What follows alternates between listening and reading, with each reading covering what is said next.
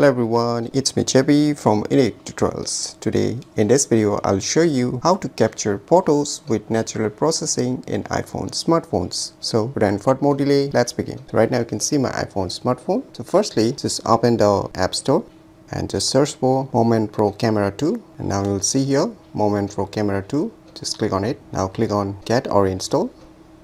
So finally the application has been installed. Now just click on Open. Now it will ask you various permissions. Just allow all the permission one by one. Now just click on this Activate your camera.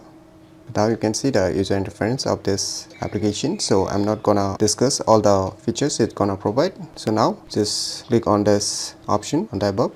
Now you will see here one option, natural or minimal processing. Just select it. Now once you select this option, you can take a photo with natural processing. So let us take some photos.